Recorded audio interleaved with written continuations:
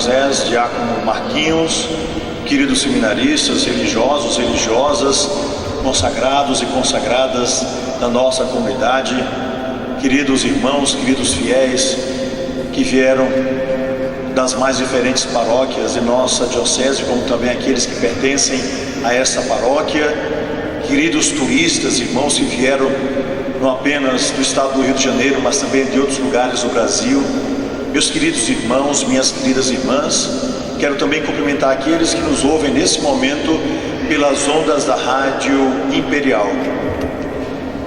Quando nós programamos alguma coisa em nossa vida, nós temos certeza absoluta que aquilo vai dar certo.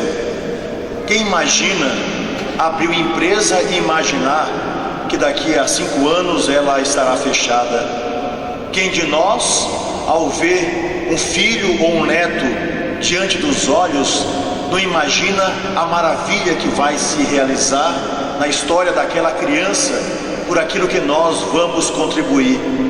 Quem de nós, ao ingressar em um trabalho ou em alguma tarefa, imagina que ela pode dar errado? Não, todos nós imaginamos a nossa vida como uma perfeição a ser realizada, como uma alegria a ser colhida, e assim nós construímos vagarosamente a nossa história. Assim acontece conosco, assim também aconteceu com os discípulos de Jesus. Durante 30 anos, Jesus se preparou para a grande tarefa que foi lhe dada pelo Pai, que era de levar para todos os homens e para todas as mulheres, no espaço de 3 anos, o pensamento do Pai, a alegria da caminhada que haveria de ser eterna em nosso meio, a presença de Deus em nossas comunidades. 30 anos de preparação para realizar em 3 anos o grande projeto divino de Deus para conosco. Ora, meus irmãos e minhas irmãs, Deus não quis realizar esse projeto sozinho, e por causa disso Ele chamou 12 homens, e depois 72, e a comunidade cristã ia crescendo ali mesmo, na época de Jesus Cristo. Muitos eram os discípulos, homens e mulheres que viram o que Jesus era capaz. Sim, Jesus era capaz de dar vista aos cegos, Jesus era capaz de limpar os leprosos, Jesus era capaz de chamar homens e mulheres da marginalidade para o caminho da vida. Jesus foi capaz de tirar de Maria Madalena os 7 demônios, ou seja, a totalidade da maldade que existia no coração daquela mulher. Jesus falou palavras que nenhum homem e nenhuma mulher falaram com tanta propriedade, porque ele não falava de uma teoria, como pode falar um guru, mas ele falava como Deus, uma palavra de força, uma palavra de transformação, uma palavra de vida. Mas, meus irmãos e minhas irmãs, aquele projeto espetacular, maravilhoso, aquele sonho que os discípulos imaginavam que ia ser eterno, aquele sonho acabou definitivamente. Aquele sonho maravilhoso da presença de Jesus em nosso meio findou. Sim, o mal havia vencido. Sim, a maldade tomou conta de todo Israel. Sim, o projeto de Deus havia falhado, e agora só restava uma pedra sobre o túmulo, e dentro daquele túmulo o próprio Filho de Deus. Um silêncio total. Dentro, a morte. Fora, a decepção. Dentro, um corpo inanimado. Fora, uma vida sem sentido dos discípulos de Jesus. Ora, Ele não havia programado coisas tão maravilhosas? Nós não vimos os seus milagres? Como é que agora tudo acabou? E o que é que nós vamos fazer a partir de agora, se aquele sonho que nós imaginávamos eterno findou na mão de Herodes, na mão de Judas Iscariotes, na mão de Pôncio Pilatos e na mão do Sinédrio de Israel? Sim, uma pedra fora colocada sobre o túmulo e não havia mais nada para fazer, pensavam os discípulos. Mas, meus irmãos e minhas irmãs, a última resposta dada à humanidade não podia ser aquela resposta de maldade que fora colocado sobre as costas do nosso Redentor. A última resposta dada à humanidade não podia ser aquela cruz de sofrimento imposta a Jesus Cristo. A última resposta dada à humanidade não podia ser uma resposta de maldade, de tristeza, de lágrimas. Mas Deus sabia exatamente o que Ele queria quando deixou que o seu Cristo, o próprio Filho de Deus, o nosso Salvador, se deixasse pregar na cruz, simplesmente para nos falar ao coração, à nossa mente, à nossa consciência, de que Deus seria capaz de tudo, de qualquer coisa, até mesmo de se entregar à própria morte, para dizer a cada um de nós que nos ama, que deseja a nossa vida, que deseja a nossa salvação, que deseja o nosso bem, que deseja que nós sejamos felizes, porque esse é o projeto de Deus para a minha vida, para a sua vida, para a vida de toda a humanidade. Resultado, o Evangelho de hoje nos fala que Maria Madalena foi até o sepulcro. Ora, por que foi aquela mulher? Porque não os outros discípulos? Porque quando a gente ama alguém do mais profundo do nosso coração, quando a gente sabe que alguém nos fez o bem, a gente acaba reconhecendo esse bem. Isso se chama gratidão. Resultado, aquela mulher da qual Jesus havia tirado 7 demônios, a totalidade do pecado e da miséria, daquela mulher que Jesus tirou tudo aquilo de ruim que existia no seu coração, para fazer com que ela vivesse a liberdade de uma alegria de quem desejava agora fazer o bem. Essa mulher, por não esquecer o seu Senhor, foi ao túmulo, e quando lá chegou, viu a graça de todas as graças, viu a beleza de todas as belezas. A pedra fora removida, portanto, a pedra do seu coração, que ainda não conseguia entender, juntamente com os discípulos, que Jesus ressuscitaria dos mortos. A pedra de sapato foi tirada da sua vida, porque agora não era mais uma resposta de mal que estava no seu coração, mas a resposta definitiva de Deus, porque Ele ressuscitou dos mortos para que nós tivéssemos vida e vida em abundância. Carlos Drummond de Andrade, eu gosto sempre de lembrar desse poeta, quando ouço esse evangelho, nos diz no menor dos seus poemas: havia uma pedra no meu caminho havia uma pedra. Ora, meus irmãos e minhas irmãs, às vezes nós somos capazes de ultrapassar uma imensa montanha de pedra, mas às vezes nós tropeçamos em um tijolinho. É exatamente esse tijolo e essa pedra que está sendo removido da nossa vida. São exatamente esses dois elementos que nos impossibilita de enxergar a realidade que Deus preparou para nós, que é removida hoje, nesse domingo da ressurreição da nossa existência. Por que estarmos presos a essas pedras que nós podemos vencer? Por que não tirar a pedra do sapato que tanto nos incomoda pelo mal que a gente fez com a gente? Por que guardar ressentimentos em nosso coração quando Deus nos dá a possibilidade de viver a grandiosidade de uma vida que se dá pela ressurreição daquele que é o Senhor?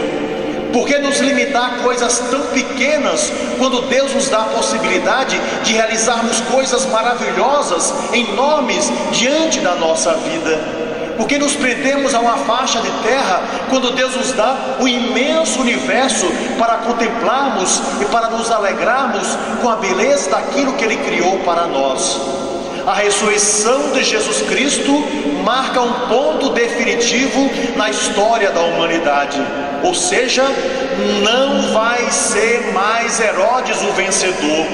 A sua mão cheia de sangue agora é decepada, a sua boca é calada, porque o mal não pode vigorar em nosso meio.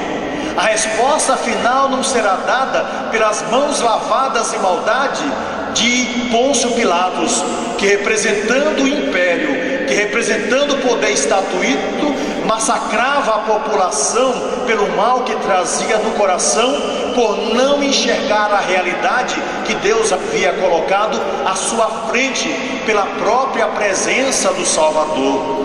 A resposta definitiva não será uma resposta dada pelo Sinédrio, que também representava naquele instante o poder religioso e o poder civil, que se uniam para massacrar, para mascarar a realidade, para dar às pessoas uma comida não produzida pelo trabalho, mas uma comida que tornava essas pessoas escravas, pelo voto e por tantas outras coisas que nós poderíamos aqui falar. Meus irmãos e minhas irmãs, a resposta não seria dada por esse Sinédrio.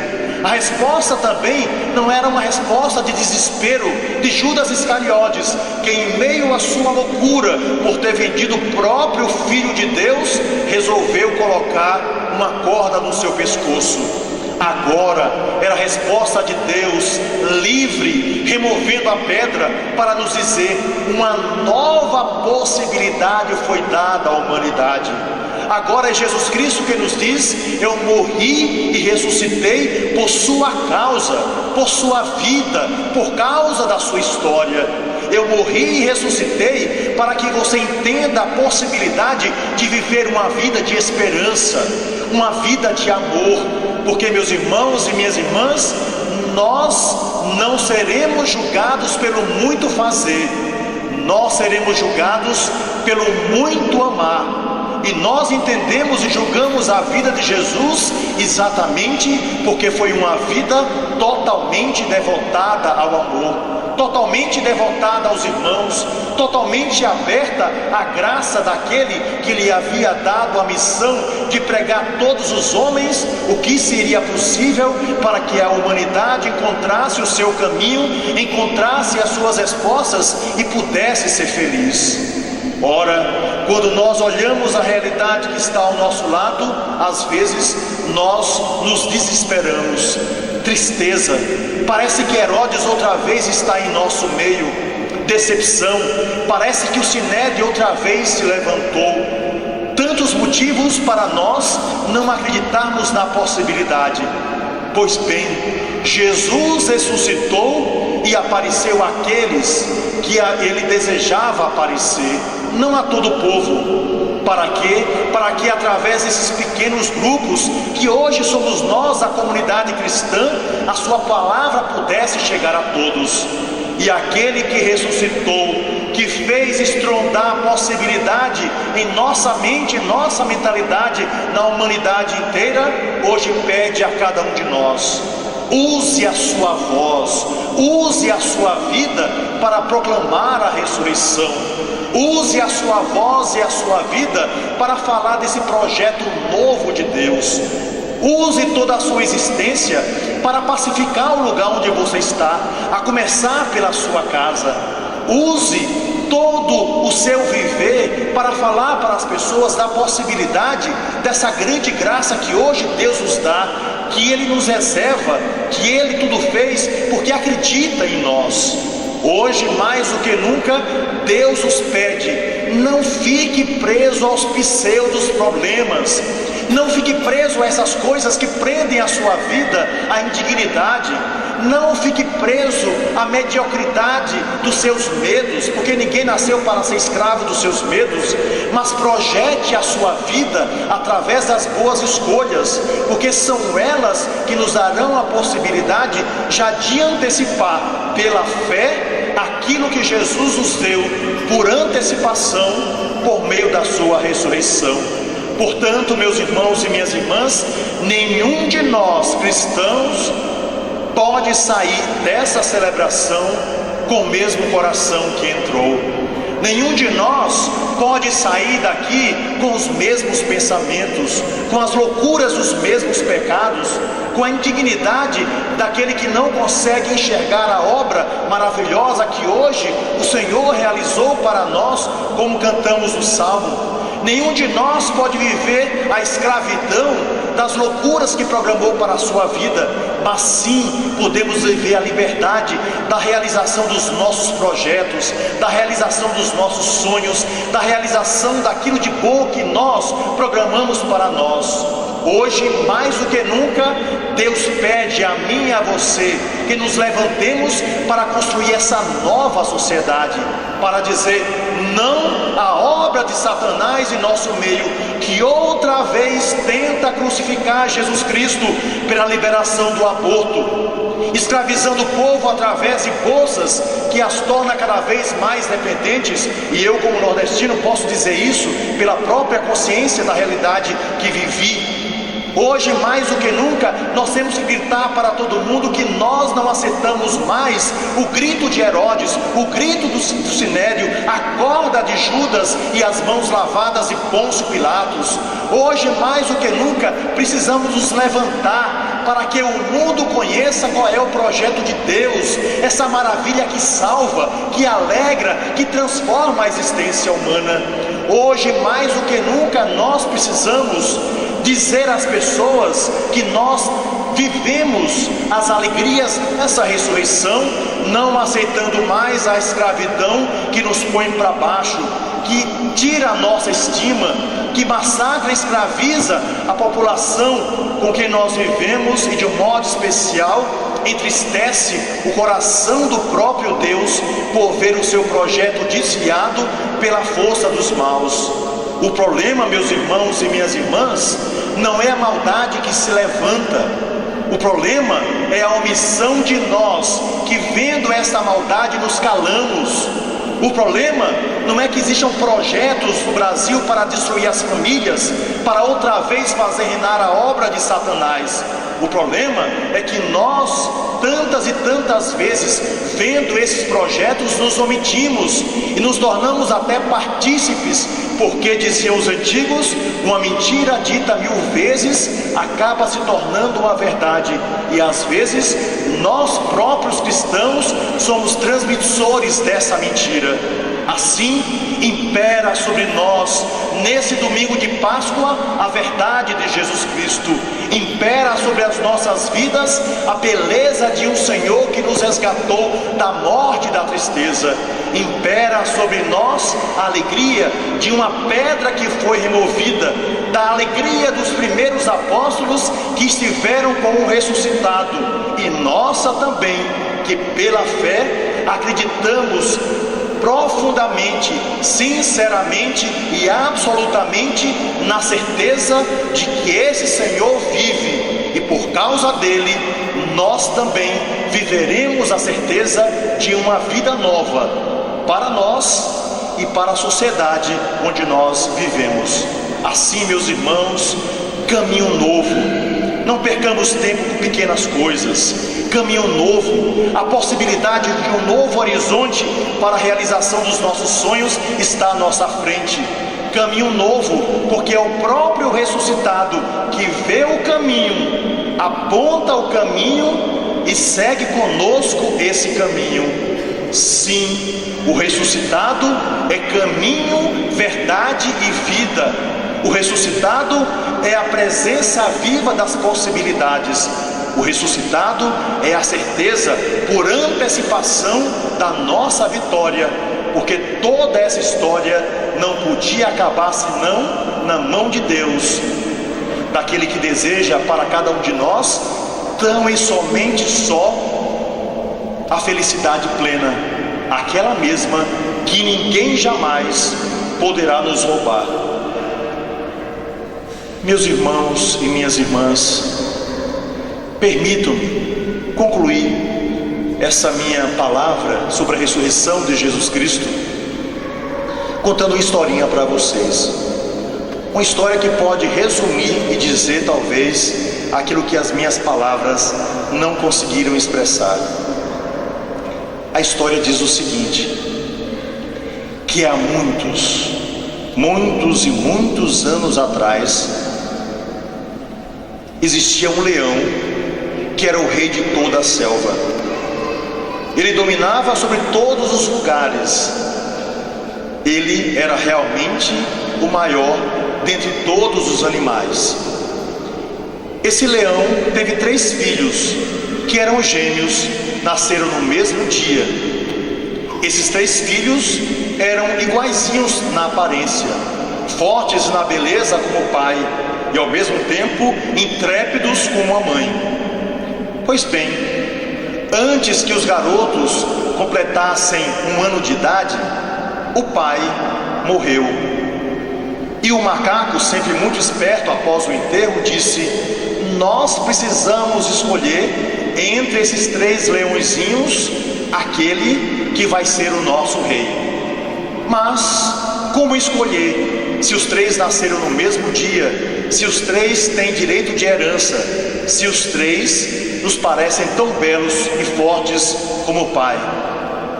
A coruja, sempre muito sábia, disse: é muito fácil, basta que nós consigamos dar para eles uma competição bem forte e o que vencer será o nosso rei. E o macaco, sempre muito esperto, disse: eu já sei o que nós devemos fazer. Vamos sim a Teresópolis e lá vamos mandar que os 3 tentem subir o dedo de Deus. Aquele que conseguir vencer a montanha de pedra, esse será o nosso rei. E assim todos os animais se uniram e foram para o pé daquela montanha para ver qual dos 3 leõezinhos conseguiria chegar lá em cima. E assim aconteceu. O primeiro leãozinho tentou, mas 5 metros depois, vendo que não conseguia subir a montanha, desistiu. O segundo leãozinho também tentou, até conseguiu subir um pouquinho mais, mas vendo que não conseguia vencer aquela montanha de pedra, desistiu. E o terceiro leãozinho também tentou vencer o dedo de Deus, mas depois de subir alguns metros, também desistiu. Ora, um impasse foi gerado entre os animais. Quem seria o vencedor, já que todos desistiram? E o macaco, na sua esperteza, foi logo dizendo: isso é sinal de que os macacos devem reinar sobre todos os animais. Mas a águia, que estava rondando o dedo de Deus enquanto a competição se dava, disse: não, nós temos um vencedor entre os 3 leões. E todos os animais ficaram espantados com a palavra daquela ave. E ela disse: eu estava rondando o dedo de Deus enquanto os 3 leões buscavam subir aquela imensa pedra. O primeiro tentou, mas logo desistiu. O segundo tentou, como também logo desistiu. Mas o terceiro agiu diferente. Ele tentou, e mesmo não conseguindo, disse àquela pedra: ó dedo de Deus, você já conseguiu chegar à sua estatura definitiva, mas eu não. Eu ainda tenho muito a crescer e a aprender. Você me derrotou agora, mas quando eu crescer, tiver sabedoria e me tornar forte, eu vencerei você. E por causa disso, aquele último leãozinho foi considerado o mais sábio, porque não viu o obstáculo da pedra, mas a possibilidade da vitória que haveria de se dar pela sua sabedoria e também pela força dos seus músculos. Meus irmãos e minhas irmãs, essa é exatamente a ideia da ressurreição do Senhor, a certeza daquilo que nós celebramos. Sim, uma pedra foi posta no nosso caminho, mas no tempo certo ela foi vencida. Uma pedra é imposta na nossa realidade diariamente, mas com a força de Deus, daquele que caminha conosco, esta também um dia será vencida. Que nenhum de nós pare por causa de uma pedra, mas que todos nós, pela certeza daquele que é o Senhor, se torne intrépido, forte, e diga à grande pedra que está na nossa frente: ó pedra, você já conseguiu a sua estatura, mas eu com Deus me fortalecerei e a vencerei, porque a última resposta dada pelo Senhor aos seus filhos é a resposta da vitória, da pedra vencida, da pedra tirada, sobre a qual se sentou o anjo e sobre a qual veio o Salvador de toda a humanidade, o ressuscitado, sinal da nossa vitória, Jesus Cristo, nosso Senhor. Que assim seja.